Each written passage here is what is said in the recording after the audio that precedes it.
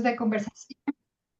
Esto es una oportunidad muy grande para nosotros para no solamente presentar diferentes ideas, conversar, generar debate y diálogo alrededor del concepto de la empresa social en Iberoamérica y poderlo hacer en español, que nos genera un valor muy importante. Entonces, el día de hoy, pues tengo el orgullo de ser la chair de la sesión. Mi nombre es María Granados.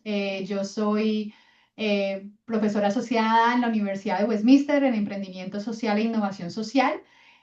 También hago parte del grupo de pelotaje de PAES, entonces he estado desde los inicios y con mucho orgullo hago parte de ese pilotaje. El día de hoy tengo el gran honor de presentar a Adriana Ruiz Restrepo, no solamente por el hecho de la importancia de sus acciones y lo que es, que ya les contaré un poco sobre ella y ella les contará más sobre ella, pero también porque pues es una persona muy cercana a mí, es una gran amiga, entonces es un orgullo poder presentarle y un honor.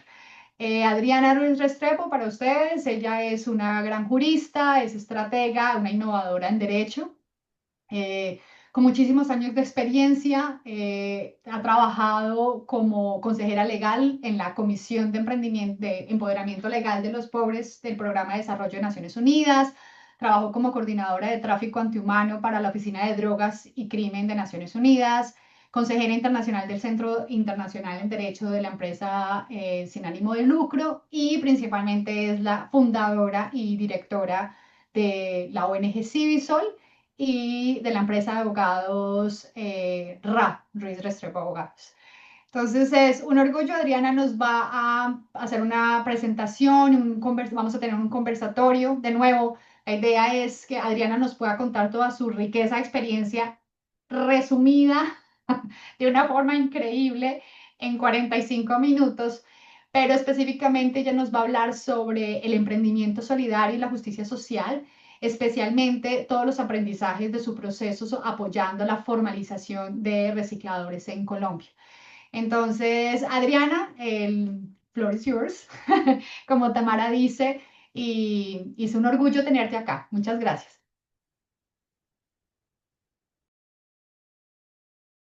¿Estás en silencio, Adriana? Ahora sí.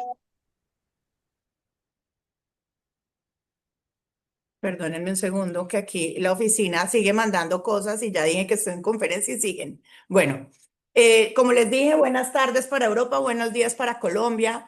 Estoy muy contenta de estar aquí. De hecho, estuve pensando, llevo como 48 horas pensando cómo lograr transmitir y qué es lo que quiero transmitir en este conversatorio. Entonces voy a empezar, va a ser realmente, vamos a hacer honor al nombre de conversatorio. El nombre de conversatorio es que vamos a conversar, vamos a charlar y creo que ese es el formato que me permitió replantear la presentación. Ahora les muestro la estructura porque puedo terminar dando una clase de derecho y entonces mato a todo el mundo. Puedo terminar haciendo filosofía de el derecho sin ánimo de lucro, o filosofía de la solidaridad y de la sociedad civil y el tercer sector. Entonces, cuando uno trabaja en innovación, y bueno, mi firma se dedica a eso y Civisol hace eso en la práctica, la innovación tiene el gran problema de que está al borde de la mediocridad y la improvisación. ¿No? ¿Por qué? Porque como es nuevo, es inédito, cuando trabajaba en la Comisión de Empoderamiento Jurídico de los sectores en pobreza que María mencionó, me acuerdo una vez en una junta que llegó una persona y me dijo, necesito evidencia. Y le dije, si fuera evidencia no sería innovación. O sea, show me your evidence. Y le dije, es innovación. Es como si usted va a crear, no sé, un nuevo celular como Steve Jobs y le dicen, pero muéstreme, como, oye, lo estoy inventando. Entonces, la innovación tiene por particular, y en el caso mío, que lo abordo desde el derecho, o sea, a diferencia de ustedes, yo llego por la disciplina del derecho.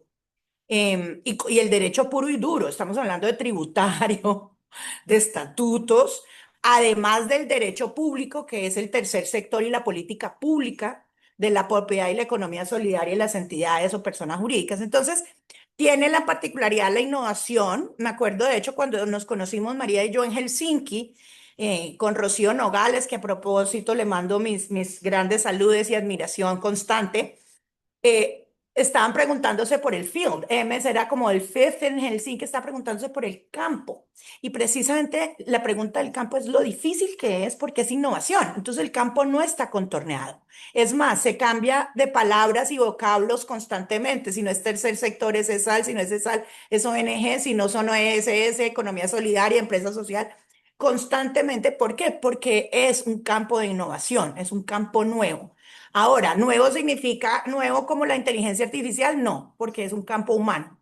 Lo que está es reformulándose y adquiriendo otras dimensiones. Entonces, esto para decirles que mi decisión final fue ajustarme a conversatorio. Entonces vamos a conversar, pero estructuradamente. Y antes de mostrarles la estructuración del conversatorio, quiero agradecerle muy especialmente a María Granados, que es nuestra moderadora y es, como ella ya lo dijo, una persona cercana, una buena amiga y alguien que admiro muchísimo por algo en particular que es pertinente para este conversatorio. Y es que siendo una académica muy sólida, tuvo el rigor, pero sobre todo la paciencia. Y quiero con esto a los jóvenes que están allí, la paciencia de entender lo que no es su área de práctica, la paciencia de oír a un abogado jurista hablando de litigio, ¿sí? Para comprender. Y con esa paciencia y ese rigor académico, logró no solamente a nosotros en Civisol entender la pertinencia que ya sabíamos que era importante para el país y para la sociedad, pero servir de bisagra y acercarnos y llevar a hacia la academia y a la interdisciplinariedad experiencias que estarían fragmentadas y ajenas a la reflexión de ustedes. Y con esto quiero entonces pasar, además de agradecerle a María, quiero pasar a felicitar a Páez y a quienes lo auspician. No solamente porque están, y bueno, tienen a Rocío Nogales, que la conoce, imagínense, en el año 2005, en la primera conferencia en Francia, que hizo la primera conferencia ISTR y EMES, y ahí llegué yo por mi investigación en Derecho en Francia, en la Universidad de Assas. Obviamente, como era una conferencia europea, tuve que llegar por Francia, no hubiera podido llegar por Colombia jamás. Entonces, con esto quiero felicitarlos por la iniciativa iberoamericana. Es muy importante descolonizar el discurso de gobernanza, democracia y desarrollo. Creo que el mundo convulsionado de hoy nos da la evidencia suficiente del problema de perder el poder de pensamiento y el poder de discurso y sobre todo de interpretación de las reglas de juego, porque eso es el derecho. Y quiero con esto precisar la importancia de PAES no solamente por su espectro iberoamericano, sino porque para quienes no lo sepan, nosotros tenemos un sistema legal y una cultura, idioma e idiosincrasia diferente. ¿Qué significa? Que el derecho típicamente de los foros y los escenarios a los que he ido desde que tengo la edad para viajar, creo, por innovaciones y por derecho, siempre están dados en inglés. Y cuando usted los da en inglés, impone dos reglas. La primera, que todo el mundo tenga que ser fluido en inglés, lo cual no está mal porque en alguna época fue el latín. La primera globalización de la civilización de Occidente fue el latín y fue el derecho romano el cimiento. Ahora estamos con el inglés como lengua franca, entonces vale, es así, podría ser cualquier otra. El problema no es tanto ese, no es la dificultad del idioma, es uno, los costos para viajar e interactuar y dos, sobre todo, que ese idioma viene con idiosincrasia y cultura jurídica. Entonces, es un derecho common law, es un derecho que está pensado para la cultura, el idioma y la idiosincrasia que yo explico como anglo-globalizante hoy en día, que es anglo. Los latinos, por ejemplo, les voy a mostrar las particularidades que tiene el derecho. Nosotros tenemos distinción en el vocablo ley y derecho. En inglés no. Law es una sola. En francés también tenemos la distinción porque es románico. Droit et loi. Igual en italiano y en alemán. Entonces, pensar en clave eurolatina es muy importante. Entonces, con esto quería enfatizar la importancia de este espacio euro-latinoamericano, iberoamericano, de reflexión y que no es solamente por idioma o por pertinencia de más de 34 países, sino porque tenemos una cultura jurídica y una forma de comprender el mundo de idioma e idiosincrasia que por eso es ID, porque es nuestra identidad. Entonces, a quienes los patrocinen y los financien, a los juristas que haya, no creo que haya otro más que yo para un remedio. Los quiero felicitar por el espacio. Entonces, con eso inicio por mostrarles la estructuración de la presentación. Permítanme, déjenme share aquí. Ujú. Listo. Vamos a estructurar este conversatorio y pues con la moderación de María será aún más interesante y fácil. Eh, a ver, vamos a iniciar este conversatorio que se titula Emprendimiento Solidario y Justicia Social, aprendizajes del proceso de formación de los recicladores en Colombia. Lo vamos a analizar en tres grandes compartimentos. Vamos a hablar de pobreza y derecho o por qué interesa la justicia social, por lo menos a esta invitada que tienen hoy ustedes aquí. Dos, vamos a hablar de las basuras, de los desechos que son reciclables, que son sintéticos y que como los biodegradables o los putrescibles conciernen al aseo de cada ciudad, pueblo o aldea del planeta o aseo municipal y la presencia de seres humanos, particularmente en el sur global, que sobreviven de comer, vestir las basuras que pueden aprovechar o de lo contrario, transar con ellas, es decir, acopiarlas y venderlas a compradores de material reciclable. Es decir, seres humanos, que eso fue parte de la innovación, todo derecho es lenguaje, luego toda innovación en el derecho parte por el lenguaje. El concepto de reciclador de oficio u oficio de reciclador ya está muy acuñado en Colombia. Eso fue una de las primeras contribuciones de Civisol y fue contornear un modo de subsistencia que no tenía identidad jurídica y por tanto estaba por fuera del radar de las instituciones. En esta segunda sección vamos a analizar rápidamente. Mi tentación ayer fue meter cualquier cantidad de normas, pero dije, los mato. Entonces vamos a charlar, vamos a mantenernos en conversatorio. Voy a contarles rápidamente sobre el ordenamiento jurídico que posibilita el emprendimiento solidario como solución en la justicia social. B, la innovación de la suscrita de quien les habla y que es una innovación que yo explico que es de ciencias jurídicas llevadas al tercer sector o al sector social, de empresa social, de economía solidaria, con énfasis en vulnerabilidad o pobreza.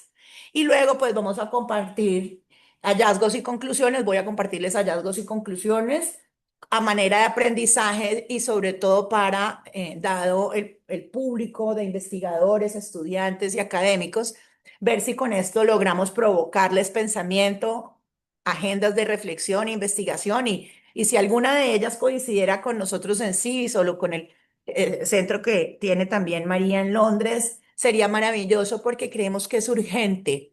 Y con esto quiero iniciar la presentación. Creemos que es urgente en Civisol que se empiece a pensar interdisciplinariamente. Es decir, no podemos seguir hablando de economía solidaria sin pensar el derecho, las formas jurídicas que habilitan y posibilitan la generación de propiedad y economía solidaria. Entonces, no sé si ahí tengan, esto no lo vamos a hacer ahorita, esto permítanme aquí, nos quedamos aquí en esta estructura solamente. No sé si tengan allí, si tienen alguna petición particular. Esto es un conversatorio, entonces de Támara, María y quienes estén conectados, no duden en hacer preguntas o sugerencias. ¿Tienen algo en particular? Me gustaría, siempre que es conversatorio, charla informal, me gusta preguntar si tienen alguna aspiración, algún tema o tópico, coyuntura o necesidad particular que quisieran que abordara, de modo que la pueda incluir en este orden del día o orden de presentación o seguimos como está. Esperamos si de pronto algunas respuestas en el chat, Adriana, pero yo creo que tu estructura está muy clara y me parece que la voz, yo he estado en la mayoría de los conversatorios de PAES, yo creo que la voz del derecho no es una voz que escuchemos tantas veces. Yo creo que tú nos estás trayendo al conversatorio una voz muy importante para entender el concepto del emprendimiento social, la empresa social. Así que podemos seguir con tu estructura. Ok, entonces la estructura, si ustedes ven, vamos a empezar por lo que yo vengo explicando en diferentes escenarios, que es mi teoría o área de práctica que yo le he denominado pobreza y derecho. Pobreza y derecho es el verso, el dorso de lo que la gente llama justicia social. ¿Cuál es la diferencia? La diferencia es que cuando uno habla de justicia social, inmediatamente, y quiero con esto pedirles el favor que me acompañen, yo soy una pensadora visual, quiero que piensen en un tablero de ajedrez y las fichas del ajedrez. Cuando uno habla de justicia social, no se está refiriendo a las fichas, a una ficha. Se está refiriendo a cómo se despliega con justicia o con injusticia el juego de las muchas fichas sobre ese tablero. ¿Cuál es la particularidad de el vocablo, la expresión justicia social? Que es una mirada zoom out, es una mirada macro de tablero, donde uno dice, ¿hay justicia o hay injusticia? ¿Cómo está la sociedad? ¿Hay desequilibrio? ¿No hay desequilibrio? Es una mirada muy amplia que ha sido muy importante, sobre todo por lo reciente, como dirían Lester Salomon y Helmut Anheuser, el sector emergente, ¿no? El sector asociativo, fundacional, el tercer sector, y que tanto lo ha estudiado Emes, Rocío, María, en fin. La mirada grandota, el cuadro amplio, se ocupa de pensar la política pública, el polity, la economía, y empieza a dar fenómenos y a poner agendas, ¿no? Como ahorita, por ejemplo, la que está en boga es la de Just Transition, ¿no? Transición justa. Ya no es justicia social. Y van cambiando según las agendas. Una de los temas, por eso estudié derecho. Yo estudié derecho porque no creo que si el derecho no mejora o mejora la vida o salva vidas, pues entonces no es derecho, sino que es filosofía o poesía. Creo profundamente en el derecho como mecanismo de convivencia y de incentivos y desincentivos al desarrollo. Entonces, hablar de derecho y pobreza tiene la potencia de bajarnos a la pobreza, de bajarnos a la humanidad, no quedarnos en lo social, lo societal, en clave de tablero, que es importantísimo, sino que nos baja a la condición humana y a la circunstancia de pobreza. Entonces, decir pobreza y derecho es pensar en el individuo de carne y hueso que está atrapado en la pobreza por cualquier razón, por escasez material, por pobreza monetaria, por pobreza multidimensional de cualquier tipo, por marginación, por discriminación, por discapacidad, no importa. Como sea, está en una situación de vulnerabilidad. Y hablar de derecho en vez de justicia nos hace pensar en el ordenamiento jurídico. Entonces, todo esto es para decirles que la construcción que vamos a compartirles aquí es más de pobreza y derecho como aplicación concreta a la realidad local humana, que es donde tiene mucho sentido y aplicación todo nuestro trabajo de economía solidaria, en vez de justicia social. Segunda, esa primera aclaración. La segunda, cuando decimos derecho, y como lo mencioné ahora en el agradecimiento, no estamos hablando de ley, estamos hablando no de la ley que sale del Parlamento o del Congreso, no estamos hablando del producto de la sociedad política que se representa en los órganos del Estado, no estamos hablando de legislación, menos aún estamos hablando de regulación por decretos ni de resoluciones técnicas sectoriales. O sea, no estamos hablando de ley en sentido de legislación, reglamentación o regulación. Estamos hablando en un término más de ciencia jurídica, en un término de derecho entendido como antes lo llamaban jurisprudencia o jurisprudence, y es en el sentido de la lógica humana de vida individual inmersa e inserta en pluralidad. Como dirían las mamás, usted no se manda solo. En efecto, ninguno de nosotros flota en el ciberespacio. Todos estamos insertos en un territorio dado y una sociedad, una comunidad humana dada.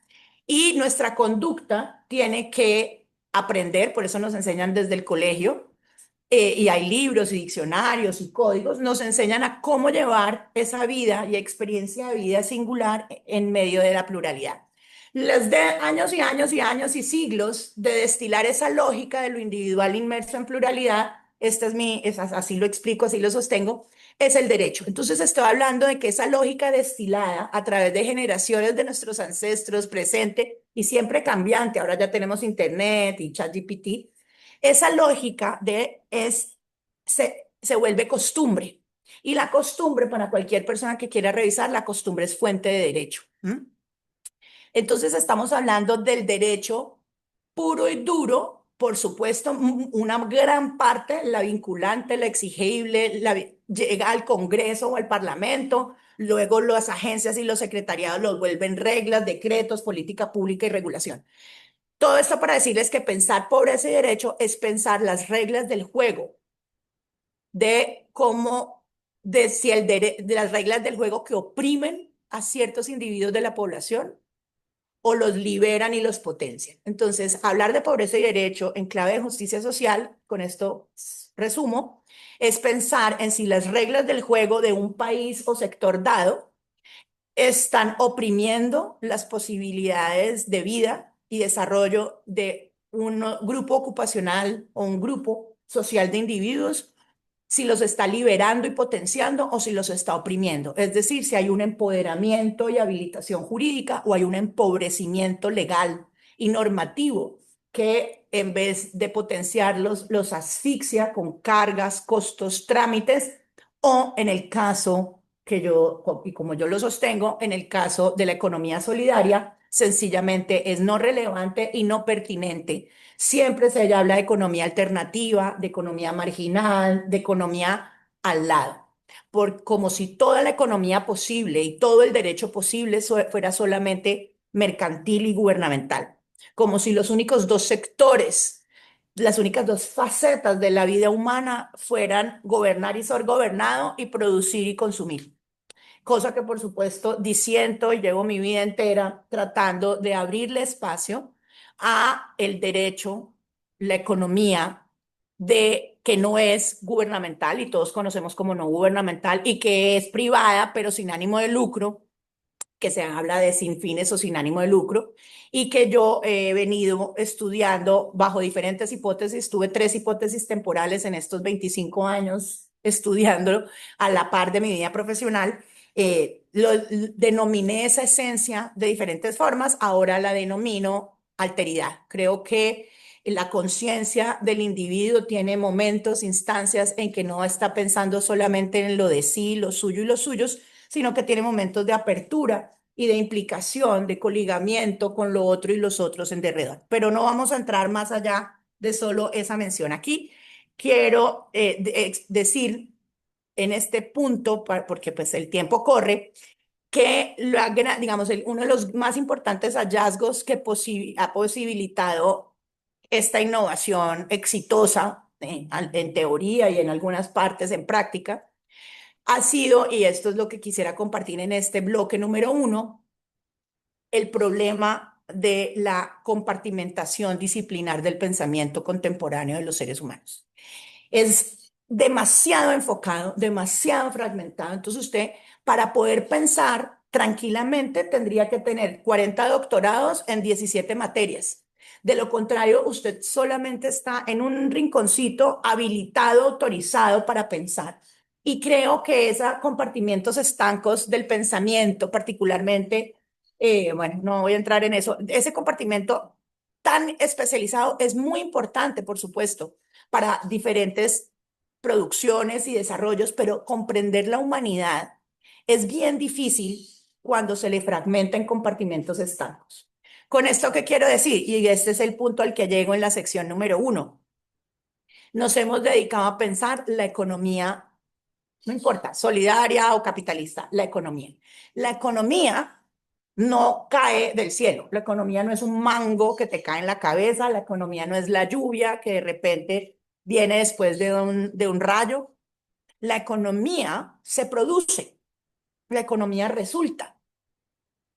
Y resulta de algo. En el caso de la economía humana y doméstica, pues resulta de las formas humanas que producen, siembran, hacen agricultura, pesca, etcétera, ¿sí?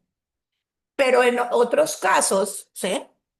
En, que esto sí que sería largo de explicar, pero hace más o menos 1000 años decidimos por consenso y en desarrollo de la civilización occidental que también las entidades eran personas, que los contratos establecidos en el tiempo, la asociación o de institución de una fundación que la persona o la entidad jurídica es un sujeto de derechos y obligaciones asimilable a nosotros. La crear y nuestra sociedad contemporánea toda, o sea, no he podido encontrar un país donde no existan las entidades legales o las personas jurídicas. Estas personas jurídicas, no, menos aún, caen del techo. Son confeccionadas, son creadas por acta y estatutos.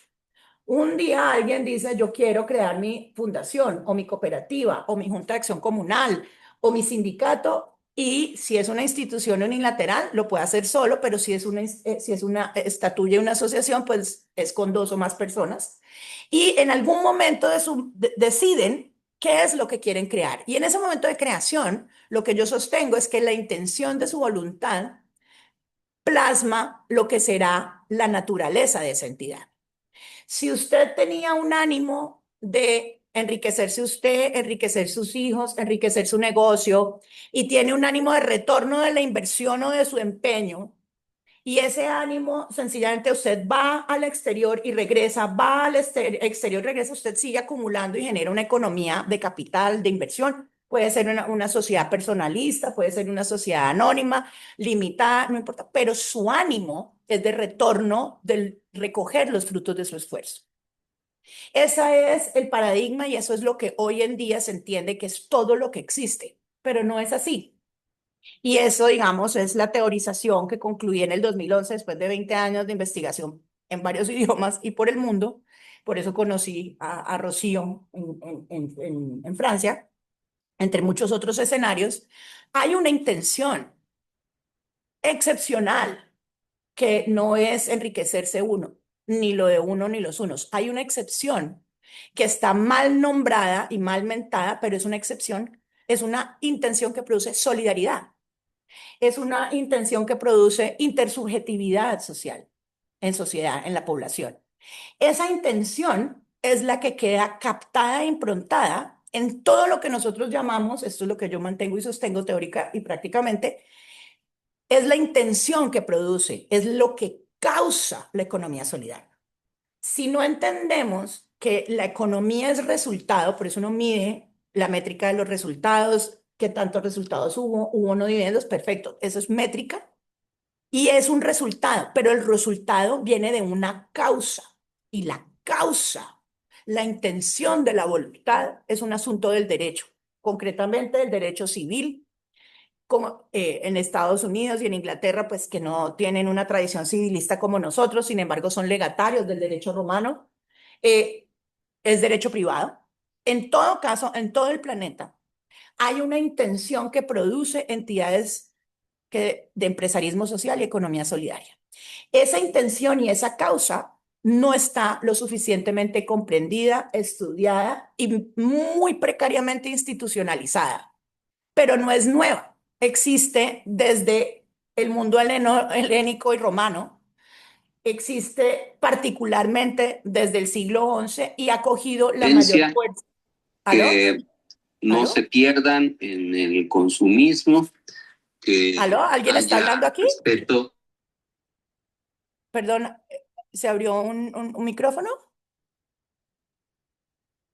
¿Aló? No, ¿Me ya, escuchan? ya se apagó, sí te escuchamos, Adri, no Ok. te preocupes. Si te escuchamos, si hay Entonces, problema lo vamos a silenciar, no ok, nos... entonces lo que quería decir, y con esto concluyo el tema de pobreza y derecho, es que todo esto fue posibilitado porque logramos estudiar y entender que hay una causa, una intención en la voluntad que produce y genera economía solidaria. La economía solidaria no se da automáticamente ni cae del cielo. Y por eso, con esto cierro, para preguntas o para la intervención de María, todas las personas jurídicas dichas sin ánimo de lucro, todas las personas o entidades de actividad dicha social y de economía solidaria, tienen una causa que las precede y esa causa yo sostengo está en el momento en que se crea la persona jurídica por acta y estatutos y que requiere digamos, la innovación se logró justamente por pensar causa y efecto. La economía solidaria es el efecto de una intención de solidaridad. de una intención de, en Portugal, misericordias, de una intención de sindicarse, en el caso de los sindicatos laborales o gremiales, de una intención de comunalizarse, en caso de comunidades organizadas vecinales, juntas de acción comunal, asociaciones y conjuntos residenciales, de una intención de congregarse para orar o para tener... Entonces, esa intención que reside en el verbo rector de la acción, es la que sostengo nos ha faltado estudiar por la tendencia actual de estudiar solo los resultados. Los resultados, los logros, los efectos de los resultados y el impacto de dichos resultados y todo cuantificable. Y claro, todo se puede apreciar matemáticamente y traducir a medidas, pero la causa que inicia la economía solidaria es algo que faltaba, que siento que falta estudiar, o en otros términos, el derecho de la economía solidaria, el derecho que posibilita y estructura la empresa social, es algo donde hay mucha tela para cortar y que por haber iniciado en la Universidad de los Andes en Bogotá en 1994 mi investigación sobre el derecho del tercer sector, de las ONG, de la CESAL, de la economía solidaria, de la empresa social, me permitió ir investigando teoría y praxis y alimentando la práctica de la teoría y la teoría de la práctica. Como yo no soy académica, porque no tengo la vocación tal vez que tienen ustedes y que tanto admiro, yo necesito salir a la calle y necesito defender y litigar. O sea, yo necesito, mi vocación necesita salir y hacer.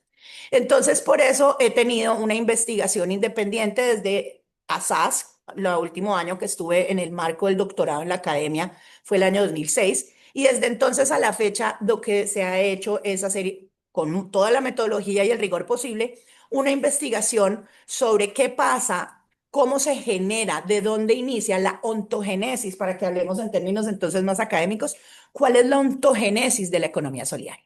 En ese proceso experimental y teórico, se dio una oportunidad de defender a población vulnerable que por el nuevo apogeo y auge, perdón, del reciclaje, de la economía circular de los residuos, empezó a ser excluida, marginada y borrada, porque ahora que la basura se vuelve negocio, pues los pobres, las personas atrapadas en pobreza, no me gusta el término pobres, las personas atrapadas en pobreza, forzados a rebuscar entre las basuras su subsistencia, empezaron a ser relegadas porque ahora el reciclaje se volvió un renglón de la gran industria nacional y multinacional. Entonces, ahí cierro con la primera parte, que era como la más teórica, la más amplia.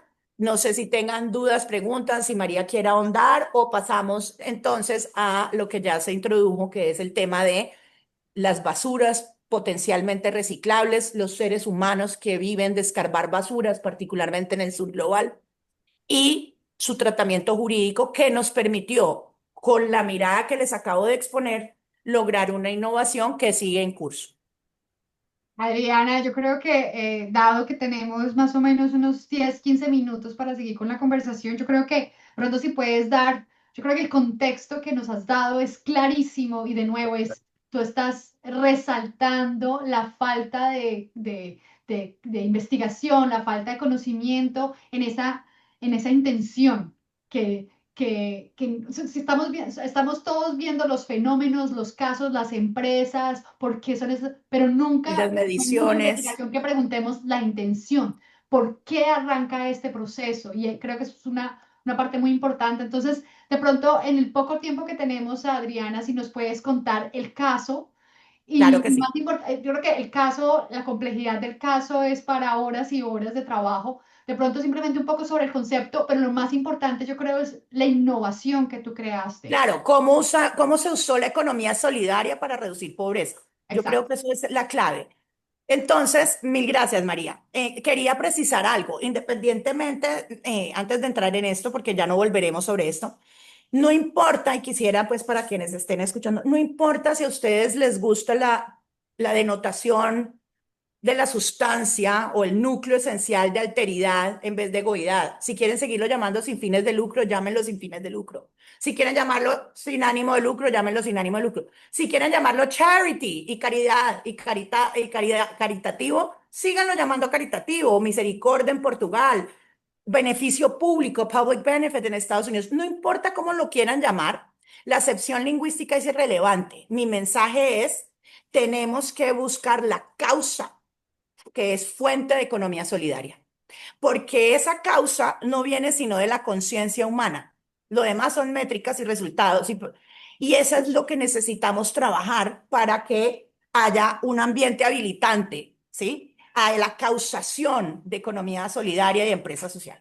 Con eso cierro porque no quería que pensaran que tocaba adherir a la que es mi teorización, pueden llamarlo como prefieran, public benefit, charity, non-profit, alteridad, como prefieran llamar. Entonces ahora paso al caso. Entendiendo que la gente en pobreza, entonces lo primero, las personas en pobreza en el sur global tienen diferentes apelativos, se les llama cirujas en Argentina, se les llama cartoneros, se les llama en Egipto, cartoneros, perdón, cartoneros en Argentina, cirujas, ya no me acuerdo en dónde, creo que también en Argentina o en Uruguay, en Egipto se les llama zabalin, ¿sí? Con ellos trabajé en Cairo, en Giza, recicladores, basuriegos, desechables, o sea, cualquier cantidad de apelativos. Es más, durante la época de Martin Luther King se le llamaba trash people o waste men, y muchos de ellos no son ni siquiera, para aclarar, porque estamos hablando con Europa, muchos de ellos no son trabajadores de las empresas de aseo. Esto es economía en pobreza, subsistencia e informal. No tienen vínculo alguno. Salen a rebuscar basuras que puedan consumir y comer para mantenerse con vida, vestidos que puedan abrigarlos, y en ocasiones, si encuentran mucho papel de fotocopias o muchas botellas plásticas o mucho vidrio, empiezan a copiarlo por kilos y lo venden para tener ingresos monetarios. Esa es la pobreza de la que estamos hablando. No son los trabajadores, no es el trabajo precario, estamos hablando de, como lo diría el BID, the outsiders, las personas periféricas al derecho y a la economía de las formas o formales. Esas personas que están en casi todo el sur global, y María además creo que ya está en contacto con otras personas en África, en fin, el fenómeno es muy, muy grande, tienen una particularidad, como la tienen los pescadores artesanales, como lo tienen las niñas que en India enrollan incienso, y es que ellos viven la vida sobre su cuerpo humano en carne y hueso, es decir, a duras penas saben leer y escribir, no tienen ni idea que es una entidad, ni una persona jurídica, ni un tax number, ni un ID, ni un NIT, ni una matrícula mercantil, no tienen ni idea de que hay que pagar impuestos al valor agregado o a las ventas, no saben qué es la renta, entonces son informales por pobreza, no informales por oportunismo para evadir impuestos y costos laborales, como podría ser el caso de algunos amigos de uno, ¿sí? Que son informales para pasar agachados a las reglas y a los costos laborales y transaccionales, y no sencillamente porque no saben que uno no puede vender arepas en la esquina mezclando agua con mantequilla y harina y venderlas, porque puede llegarle la policía y decir usted es informal, y explota una revolución árabe como la que yo estuve cuando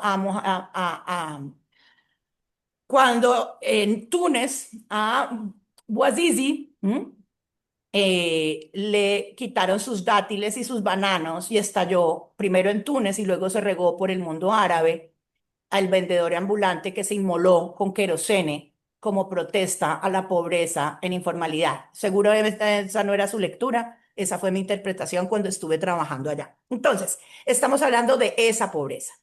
Esa pobreza que también en India aprendí que lo llamaban the unorganized sector, y eso me sirvió mucho, el sector desorganizado.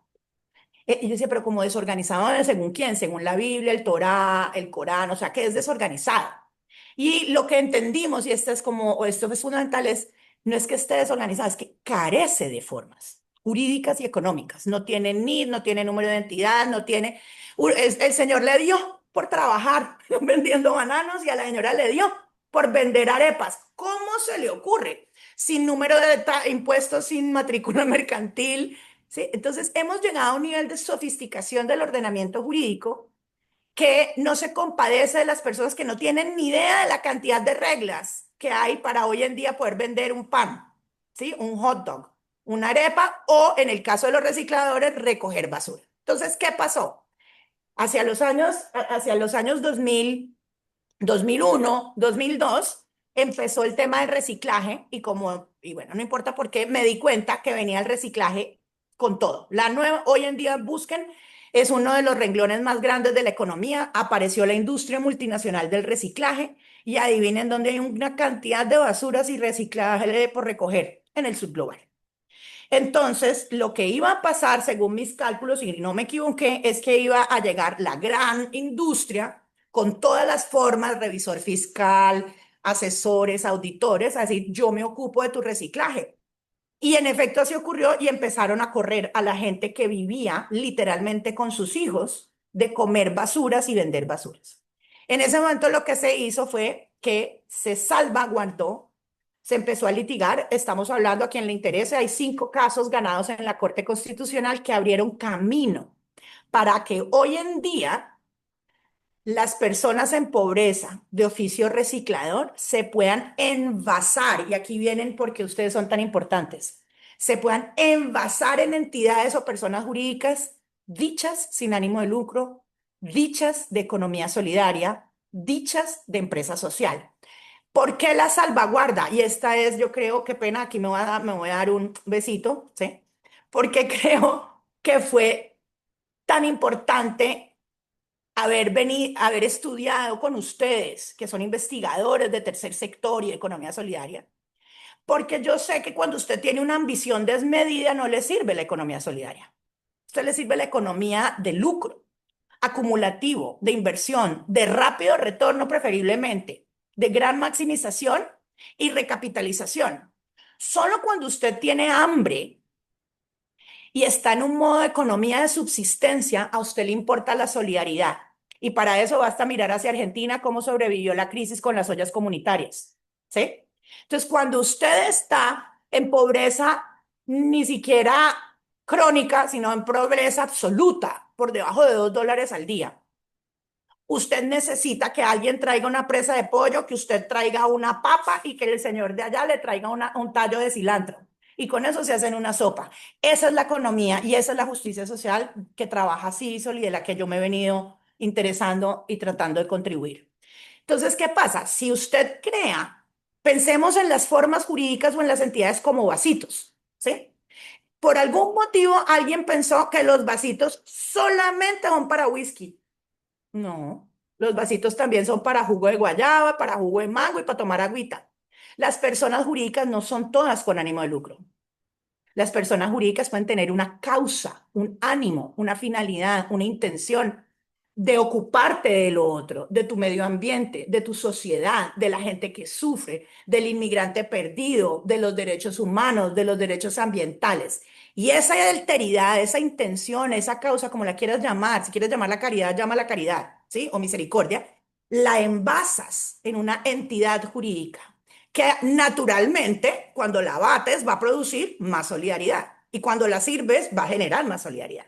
Entonces, lo que se argumentó ante la Corte, y aquí viene la parte del ordenamiento jurídico, es que, y esta es una buena noticia, y estoy muy feliz de estar entre iberoamericanos, la mayoría de nuestras constituciones son de estados sociales de derecho o estados de bienestar.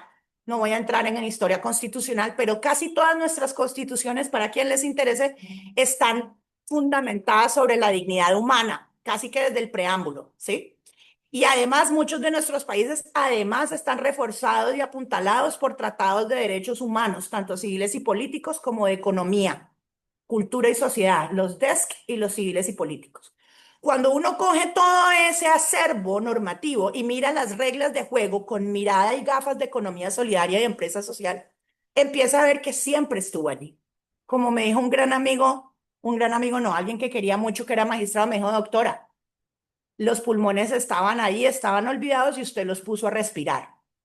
Si ustedes buscan su constitución, tienen que encontrar en algún lugar propiedad solidaria, economía solidaria.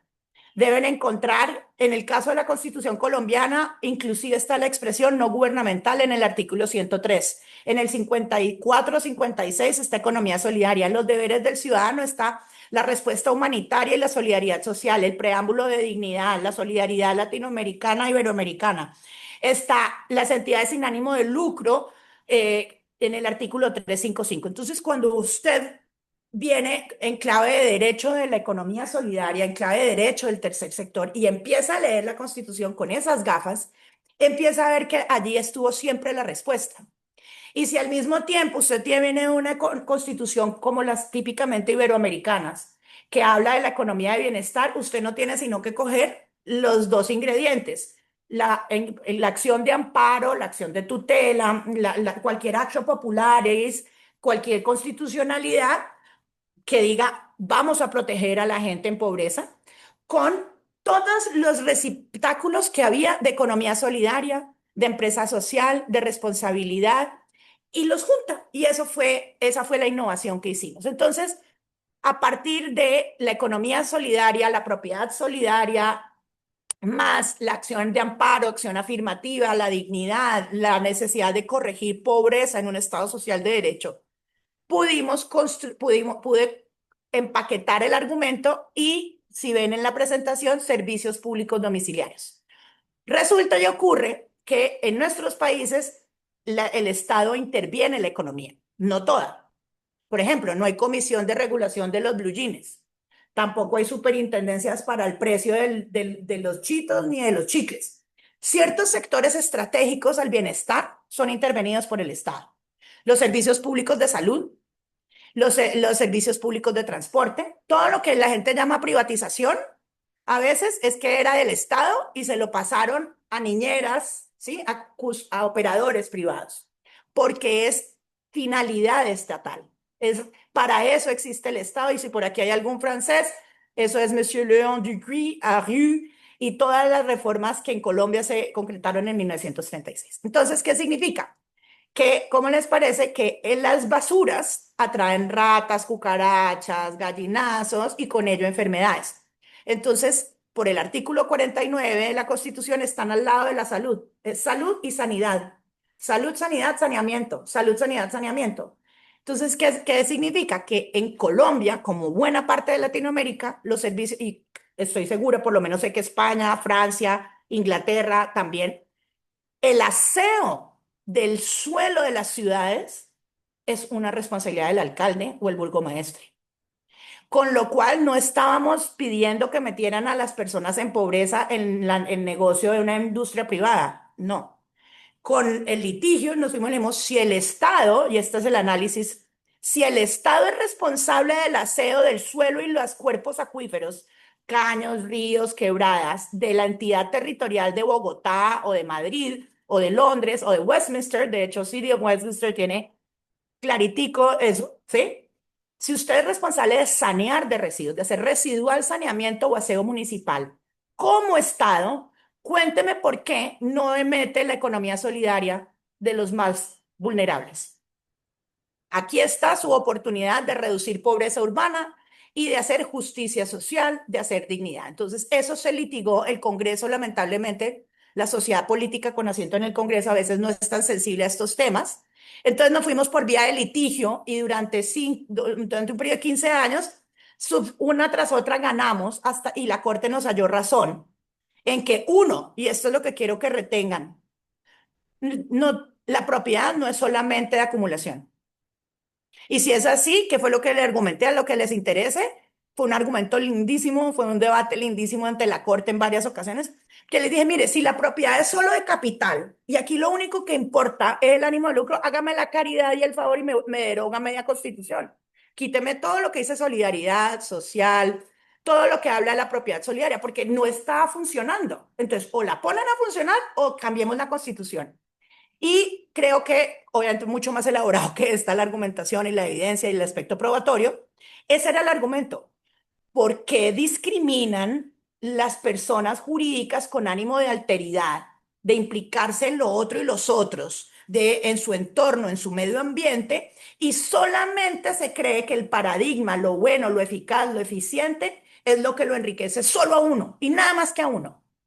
¿Por qué la egoidad ha cogido tanta fuerza y lo otro como yo, el ánimo de intersubjetividad se perdió? Ahora todo es transaccional y relacional. Entonces, yo no digo que el uno sea bueno ni malo. Alguien me decía, es alternativa. Y le dije, pues tan alternativa como será la lluvia, es que hay sol y lluvia, y ninguno es alternativo al otro. Son normales. Lo único que cambia es la iteración o la frecuencia con que se presentan, y no va a entrar ahí porque eso ya es antropología. Pero ni la lluvia es rarísima, ni el sol nos tiene que quemar. Es tan normal que haya sol como normal que haya lluvia. Es tan normal que yo busque enriquecerme a mí, a lo mío y a los míos, como que yo en ocasiones diga, sabe que ese otro como yo me importa y voy a montar una fundación o una asociación para ocuparme de esta parte de mi entorno y mi contexto. El caso es que ganamos, ha sido un largo caso, y la Corte encontró que en efecto no se podía discriminar a las entidades sin ánimo de lucro. Por el contrario, debería fomentárseles, ¿sí? A las entidades con ánimo de alteridad o ánimo de caridad o ánimo de solidaridad o como lo quieran llamar, porque eso es lo más humano de la humanidad. No lo dice así la Corte, esta es interpretación de su autor. Y se le abrió un espacio importantísimo, además en rango constitucional, a las formas jurídicas fuente de la economía solidaria. Con el caso de los recicladores, eso después se va por efectos interpares a pescadores artesanales, mutuales de empleadas domésticas, porque una interpretación constitucional puede llegar hasta allá. Entonces, los recicladores, después por otra serie de asuntos, pudieron envasarse en estas personas jurídicas fuente de economía solidaria. Y con esto quiero decir algo que me parece realmente importante, y es que, y aquí quiero hablar, no solamente, ya mencioné a Lester Putnam, a Lester Salomon, que fue muy influyente, y a Helmut Anheuser, por allá en 1994, cuando uno le tocaba traer fotocopias de Estados Unidos. Robert D. Putnam y el concepto de capital social fue estructural en la formulación de mi teorización. ¿Por qué? Porque lo puedo resumir así, para quienes les interese criticar, mejorar, ahondar o desarrollar. Esta es la pregunta, se los problematizo así. ¿Las personas sin capital monetario y de inversión pueden ser formales o están condenadas a la informalidad? Porque si no están condenadas a la informalidad, entonces tiene que haber formas jurídicas disponibles para ellos. Tiene que haber un repertorio de formas y de figuras jurídicas, que ya lo hay. Mi taxonomía da 17 tipos de figuras jurídicas. Asociaciones, sindicatos, iglesias, partidos políticos. Es una gran cantidad. ¿Qué es lo que pasa? Que está todo desconectado. La contabilidad de las pobres va por acá. De hecho, ahora estuvimos con los de International Finance, no, sí, el International Financial Report for Non-Profits, que ahora ya se llama IMPACT, creo, que es un estándar global. Por acá van los de economía, por allá van los de finanzas, el jurídico está acá, el auditor, el revisor allá, el alcalde aquí y la persona muriendo de hambre acá. Entonces, sí es muy importante entender que el capital social, el capital relacional, que no es el monetario, que no es plata en la billetera ni en el banco, también tiene derecho a gozar de la formalidad jurídica. También tiene derecho a tener un número de identificación, una capacidad de producción y arrancar a punta de su intersubjetividad a generar recursos y oportunidades, no solo monetarios tampoco, puede ser de cohesión, puede ser de concordia, puede ser de convivencia, puede ser de esparcimiento, no importa. Pero es muy, muy importante entender que así como el capital de inversión monetario tiene las sociedades anónimas, las limitadas, las comanditarias simples, las intenciones o las causas de solidaridad, de alteridad, de misericordia, como la quieran llamar, de caridad, también tienen esas formas. Todo lo que tenemos que hacer es conectar de nuevo derecho con economía. Entonces, con eso concluyo, digamos, en la parte número 2, y no sé si haya dudas o preguntas, y si no, pasamos a aprendizajes dolorosos y lindos de todo. Adriana, muchísimas gracias. Estoy un poquito consciente del tiempo. Ya en estos momentos se nos ha acabado el tiempo de del conversatorio. Pero creo que es muy importante. De pronto nos dejas igual, de nuevo, muchísimos conceptos, muchísimas ideas que necesitan definitivamente entrarse en más detalle. Estás reconociendo la falta de esa voz tan importante que es la voz del derecho, de las leyes, como tú lo dices, entender las intenciones, entender esa parte causal de lo que está generando la emprendimiento, la economía solidaria. Yo creo que eso nos genera un espacio de abertura que puede generar una conversación grandísima. Me preocupa un poco lo que te digo, el tema del tiempo. Entonces me gustaría de pronto, con lo que ya nos has contado y el caso que nos pusiste explicar, si alguien tiene alguna pregunta, algún comentario al respecto, veo que hay varias personas conectadas. Entonces quiero dar de pronto el espacio antes de que se nos empiece a desconectar de pronto la gente, porque ya llevamos una hora de sesión. ¿Alguien tiene alguna pregunta, alguna duda que quieran hacerle a Adriana sobre esto? Que no veo ninguna mano en estos momentos. Pero de pronto, Adriana, si no tienes ningún problema, de pronto, lo siento, yo sé que es muy poco tiempo para todo este trabajo que se ha hecho y la importancia sería acá darte de pronto un espacio más adelante. De nuevo, la importancia del portal es que en el portal podemos montar recursos. Yo acabo de poner en uno de los recursos que habíamos desarrollado juntas sobre el proceso de los recicladores. Si alguien quiere expandir más en esto, obviamente pueden recurrir a Adriana, sus documentos están todos públicos y muchos de los videos de sus mismas actividades que ella ha hecho también están disponibles en YouTube.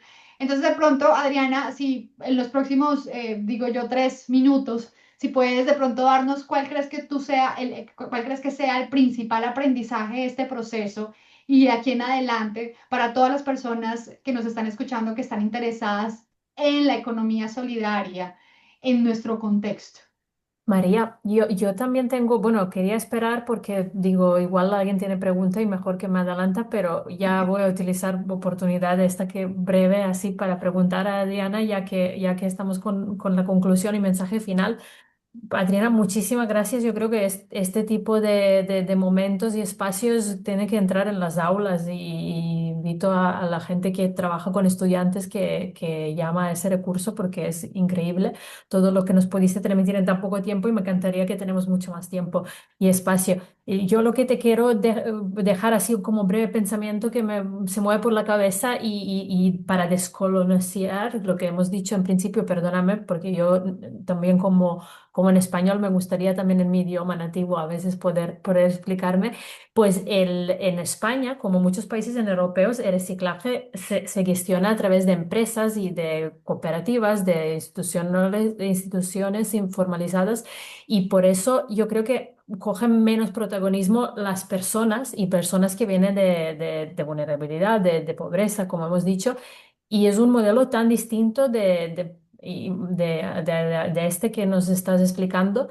Entonces yo dejaría ahí como que si nos puedes decir qué España y Europa puede aprender de ese caso de Colombia y ese mensaje que yo creo que al final es que empresa social y economía social y solidaria no es solo una forma de organizarse, sino una forma de repensar y de redistribuir poder, de conocimiento y derechos que yo creo que es el core, pero me gustaría escuchar tu reflexión de dar ahí qué podemos aprender en Europa, de América Latina y sobre todo de Colombia y de este caso, pero más allá, como tú eres tan filósofa en tus pensamientos, pues dejarnos esa amplitud, si es posible en tan poco tiempo que nos queda. Claro, Muchísimas claro que sí, gracias. Tamara. De hecho, mil gracias. Bueno, primero quiero decirles que el tema la economía solidaria típicamente no es operadora en España, por lo menos que yo sepa en Madrid.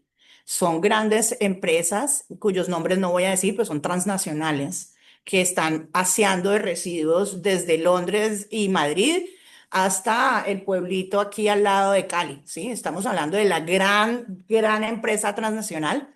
Dudo mucho, no sé, seguramente habrá pueblos en donde la comunidad organizada de vecinos se autolimpie y se autosanee con un modelo cooperativo, porque de hecho la comunidad organizada se autoprovisiona de aseo y de limpieza y de higiene cuando no llega una respuesta del Estado ni el mercado es lo suficientemente interesante para inversionistas de capital con ánimo de lucro. Entonces, no conozco podría haber, pues España es muy fuerte en el tema, Italia también, no me sorprendería que hubiera comunidades organizadas de vecinos.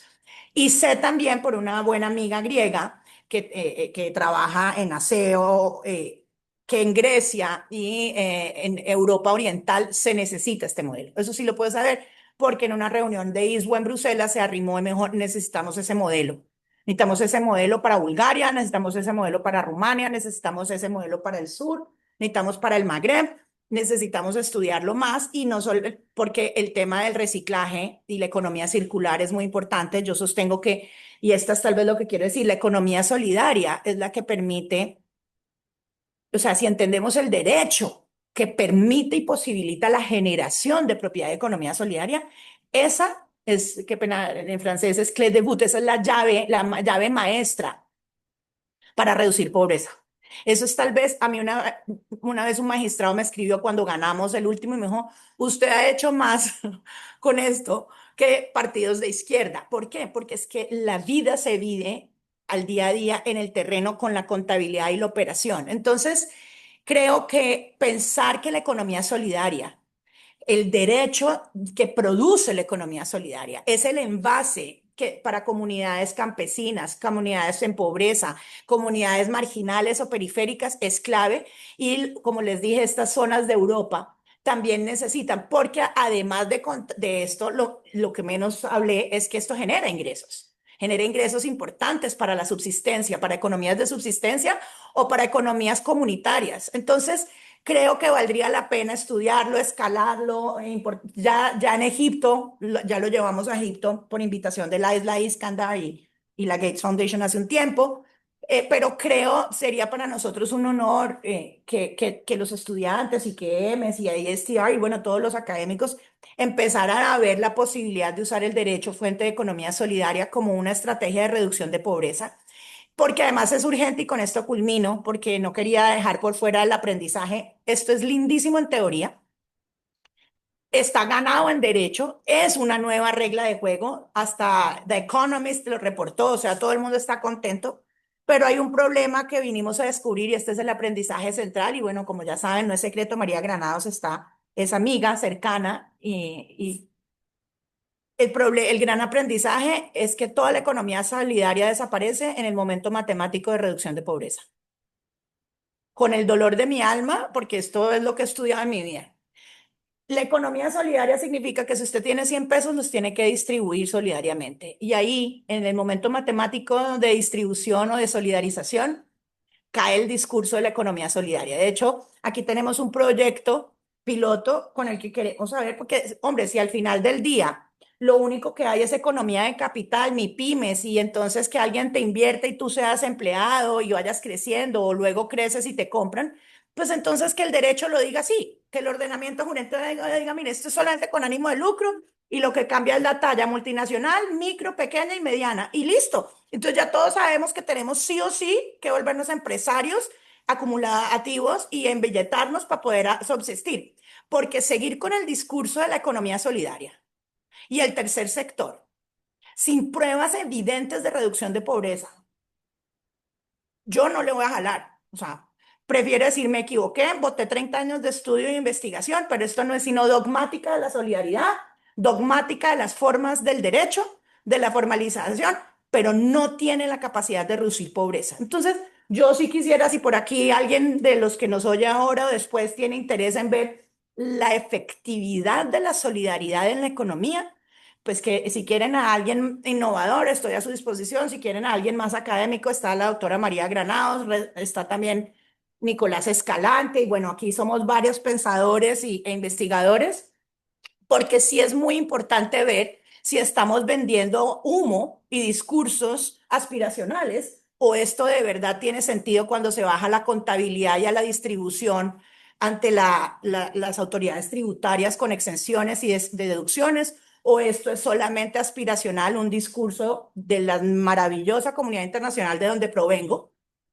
Pero pues yo sí creo que nosotros como estudiosos o innovadores en economía solidaria y tercer sector deberíamos ver su eficacia para cambiar la realidad y no solo mantenernos en debates, foros y diálogos discursivos que me encantan y ya nos veremos pronto, pero creo que nuestra responsabilidad profesional es mejorar la vida si no es que podemos salvar alguna. Mil gracias. Adriana, mil gracias. Creo que dejaste la última palabra en donde debería ser, que era la crítica, que era una visión distinta al concepto de la economía social, y eso abre de nuevo un espacio gigante que espero que podamos compartir en un futuro conversatorio, Adriana, donde podamos hablar un poco de una forma, de una visión mucho más crítica de la economía solidaria. De nuevo, Adriana, mil gracias por esta sesión, por haber compartido con nosotros. ¿Sí? ¿Quieres decir algo? A ustedes quería agradecerles muchísimo la posibilidad del conversatorio de nuevo, pero quería ahora, solo para cerrar, decirles que independientemente de la crítica, es una crítica de alguien que ama el sector, es una crítica constructiva, porque al mismo tiempo, y lo que es la parte que tal vez no dije, y para eso hay un paper maravilloso que escribió la doctora María Granados, nos la pasamos defendiendo no solamente la restricción del espacio cívico, no es en el caso de Colombia, en Colombia no hay restricción estatal al espacio cívico y solidario, que además no debe hablarse más del espacio cívico, hay que hablarse del espacio cívico y solidario, porque es que pues muy lindo la civilidad y el civismo, pero es que la solidaridad son los derechos económicos de la población más pobre. Entonces, al mismo tiempo estamos tratando de salvaguardar la economía civil y solidaria de su hibridación o captura por barnices publicitarios y de marketing o greenwashing de la economía circular o de intereses multinacionales que son lucrativos, pero a veces, no todas, amo a muchas multinacionales, pero algunas son inescrupulosas y se disfrazan de una virtud de alteridad o de solidaridad que no tienen solamente para tener más reputación mercantil. Entonces quería decir que así como es crítica, es una crítica de quien pertenece al sector hacia adentro, pero también hacia afuera de salvaguarda de la economía solidaria y el derecho que la permite. Gracias, María. Y Muchísimas Tamara. gracias, Adriana. Creo que podemos cerrar acá. No, no veo que haya alguna pregunta, pero bueno, Adriana, estos son tus datos. Cualquier persona que quiera estar en contacto contigo lo pueden acceder y listo. De nuevo, a Páez, muchísimas gracias por invitarnos a moderar y a tener esta conversación. Mil gracias, María. Mil gracias, Tamara. Un saludo para todos y de nuevo felicitaciones a Páez. Qué maravillosas conversatorios e iniciativas. Estaré muy atenta. Mil gracias a vosotras, a todo y los invitamos que os sumáis todos a la plataforma, que nos mandáis recursos, como dije antes, informes, estudios relevantes. Gracias María por compartir el recurso tan valioso de Adriana y también tuyos. Y por supuesto, esperamos al nuevo conversatorio que tendrá lugar 4 de febrero y vamos a escuchar los expertos sobre el papel de cooperativas en la transformación agroecológica. Y nada, hasta entonces un abrazo y yo estoy contigo que tenemos que organizar un nuevo conversatorio y no hay aprendizaje y crecimiento de estos que nos importa de verdad sin una autorreflexión y una crítica. Así que muchísimas gracias de corazón por ese espacio y estas cosas. Gracias a ustedes. Una feliz Gracias a todos. noche. Hasta luego, Hasta gracias. luego. Feliz día. Chao, chao. Adiós.